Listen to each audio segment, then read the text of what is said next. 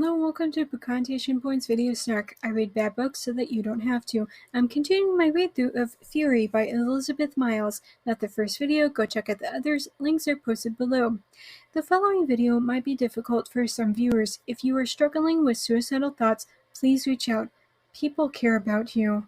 National Suicide Prevention Lifeline, 800-273-8255. Chapter 21. Emily calls JD in a panic over what had happened. She's worried about how she's going to be made to pay. Although, something that's occurred to me right now, why is Emily being punished for all of this? As I keep saying, Zach is way worse. Yes, Emily double-crossed her friend, but Emily isn't the first girl Zach messed around with, so why isn't he being punished? Or is that the plot of one of the other books in this series? As Emily is driving over to JD's house, a car starts to follow her and then starts flashing the brights. Emily panics and tries to take several random turns, but the car continues to chase after her. They get to this really dangerous stretch of road, and the car kind of rammed into Emily's from the side, which wedges Emily's car into an embankment. Emily flees from the car since she's positive that this is one of the Furies coming to hunt her down, but it's only just Dre, Sasha's friend. She says that there's something wrong with Emily's car, which, yeah, I get that, but that's literally no reason to stalk her on the road like that, let alone to literally ram into her on the side and cause an accident. But she goes on and says that something was leaking from her car, and Dre was worried that it might have been brake fluid, which is why she ran her off the road before Emily turned onto a steep hill. Emily could have been seriously hurt in that accident, you jerkwad. Like, the intention was there, but the execution could have been a lot better. Although at least Drea has the decency to offer for her friend to fix Emily's car free of charge, but she wants to look it over first. She goes over to look and comes back looking ashen. She says that Emily's brake line was cut clean through. Naturally, Emily is even more shaken following all of this. Drea offers her a ride home, which, what is she supposed to do, let Emily stand alone in the snow? As Emily grabs her bag, Drea's face gets ashen again at the sight of the red flower on Emily's bag. She'd been afraid to throw the second flower away in case Allie came back. Drea then burns the flower with the lighter. Drea looked back at Em, the tiny fire casting a candle-like glow on her face. Em had never noticed that Drea's eyelashes were so long and curled. That, combined with her straight nose, made her really pretty in an unexpected way. Her prettiness certainly didn't go with her badass reputation. Em found herself wondering randomly whether or not Drea had ever been in love. I'm not saying that they're lesbians, but I'm totally down if the narration wants to turn Drea and Emily into girlfriends. Drea asks what Emily did, but Emily is a page behind. It seems as though Drea has had some experience with the Furies and seems to know that Emily did something bad to attract their wrath, but Emily denies having done anything. Drea gives her a snake charm, which the girl is well known for wearing, and says that it will help, and that she'll be around whenever Emily is ready to talk. When Drea drops her off at JD's house, JD is frantic with worry since it took so long. She kind of absently tells him about the car, how she thinks that she's being stalked by a ghost. This couch is so uncomfortable, she said, pulling at one of the little balls of wool. I know that the author probably meant one of those fabric pills, but when you say balls of wool, I'm thinking that the couch is covered in literal balls of yarn. Words! They mean things! She finally tells him about the girl who followed her into the city. However, despite confessing that this has been going on for a while, JD randomly thinks that this is Emily expressing her grief over Chase, which, no, you can be stalked and be sad about a friend dying. These two things don't have anything to do with each other. And it's beyond awful that the only thing JD is doing here is completely and utterly dismissing Emily's insanely valid concerns over her physical safety. She explains everything as best she can to him, about Allie, about the creepy red flower that reappeared on her bag and the same flower found with Chase, about her brake line and the entire sorry thing. But as Emily tells him all of this, she goes to the front door and ports her coat on. JD isn't exactly a wonder of a friend, and he showed his true colors right now. And when his friend told him that she thought that she was being stalked, he dismissed her and even went so far as to call her a hysterical woman. Of course she'd want to leave. I would. Chapter 22. Emily storms over to her house, emotionally devastated by JD refusing to believe her. They've been friends for a long time now, and according to Emily, he always believed her weird stories, no matter what. Now she's thinking that if JD won't believe her, then she'll have a hard time convincing everybody else, too. JD starts to text her, but the damage has already been done, dude. She sleeps for a while, but wakes up to frantic pounding on the door. She thinks that it's JD and wonders if she should just let him shiver in the cold until he leaves on his own, but she doesn't like the sound of the knocks echoing throughout the house, so she goes to answer it.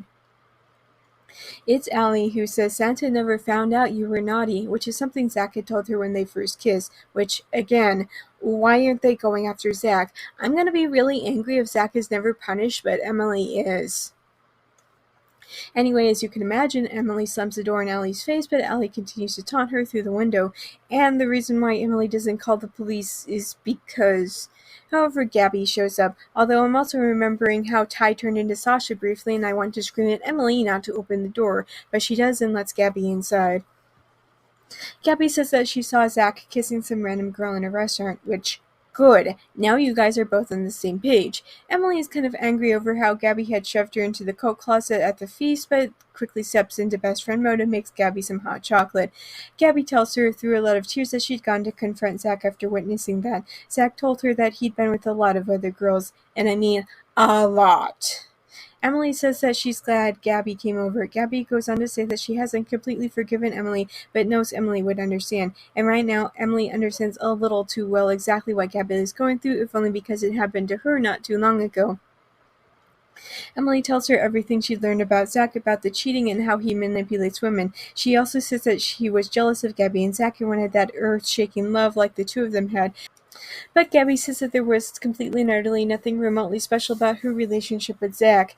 Gabby then forgives Emily. The two of them confess that both of their parents knew that something was wrong with their friendship and then that they're glad to put this mess behind them. It seems as though they went through hell together and came out stronger and closer than ever. However, Emily worries that she's put this mess to bed, but the mess with the Furies hasn't stopped. Chapter 23. Gabby spends the night at Emily's. In the morning, they go to Gabby's place so Gabby can get changed for school. On a last-minute whim, Emily grabbed the snake necklace Drea had given her earlier and put it on. As Gabby comes out, she tells Emily that she's positive that the entire business with Zach being a louse will be ignored. She rightfully says that people are dying, which is the first time Gabby has said something that wasn't insanely shallow. Emily tries to find Drea before school starts and during all of the passing periods. When she does catch up with her, Emily tries to make small talk, but instead asks about how Drea is taking Sasha's death. Emily then tries to ask about the red flowers, but Drea says after school. She writes her address on the palm of Emily's hand and leaves. Emily also has to suffer through being in a class with Zach. He'd been out ever since Chase died, and today was the first day he was back. Emily finds it funny that Zach is too distraught to go to school, but apparently not that broken up about the entire thing to prevent him from sucking face with a random girl. After school, Emily goes to Drea's house. The neighborhood is described as being full of 1800s-era houses that most of them are poorly maintained. Drea has an office, which even Emily thinks is kind of weird. Emily then tells her about being stalked and about what little investigation she did into Chase's death, but that isn't what Drea wants to know. She presses Emily until she finally spills about wanting to hook up with her best friend's boyfriend. Drea's like, yeah, I get it now. Look, I legit don't care about your drama. I need to know about this so that I can tell you how to fix it. Which is fair. Drea tells her a little bit about the Furies, these mythological creatures who prey upon people who mess up. She goes on to say that their town, as well as the neighboring towns, there have always been stories of these three beautiful women. She knows this because she has a weird hobby. Emily wants to know how that even got started, but Drea tries to keep Emily focused on helping herself. Really? That's how you think the world should work? That's why you think Sasha jumped off of the piss pass because of Chase forking Singer? No, she jumped off the piss pass because she was sad and lonely and deeply depressed, and I don't know. Look, I'm not saying that there wasn't some underlying depression, but what I'm saying is that Chase blasting her sexy photos all over the school's Facebook page didn't help Sasha not want to end it all. Emily asks an important question. How do they choose? She's upset because in the grand scheme of things, sharing a couple of kisses with a boy isn't nearly half as bad as catfishing and revenge prawn photo posting. And I'm still wondering why it is that the Furies aren't going after Zach too. But Drea says that she doesn't know. However, she gives Emily a bunch of newspaper clippings that Drea thinks are related to the Fury attacks. When Emily gets home, her mom shows her some flowers and chocolate Shady had left for her by way of apology. Emily goes upstairs where there's a string attached to her bedroom window across the way to JD's with bells on either end. They obviously don't use them anymore because they're teenagers with phones now, but she rings the bell to get his attention and then asks him to go with her to the pep rally later. He agrees, making sure that she knows that she'll be seen in public with him. She says that she doesn't care. And then she realizes that she's in love with JD, which, alrighty then. The contents of this book can be quite intense, I know. If you need help, please don't hesitate to reach out. People care about you.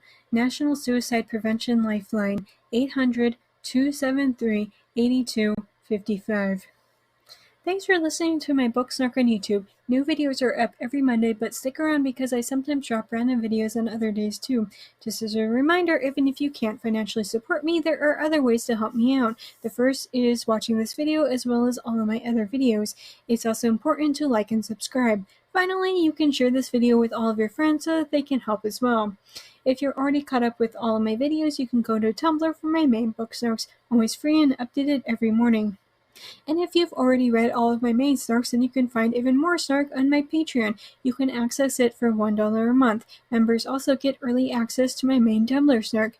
Special thanks to Dawn, Phoebe, and Nikki for supporting me on Patreon already. If you want to hear your name in my video next week, you can either support me on Patreon or make a one-time donation.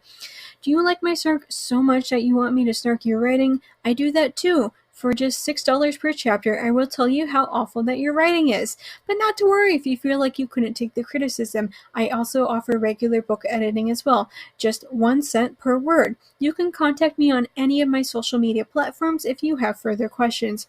If you want to read some of the things that I've written, you can purchase my works on Amazon. I have a slew of erotic short stories and now 2 full-length novels. I also sometimes run flash sales on my stories, and if you don't follow me on any social media, you might want to do so just so you can know when I might be offering more things for free. Links for everything will be posted below. See you next week, guys!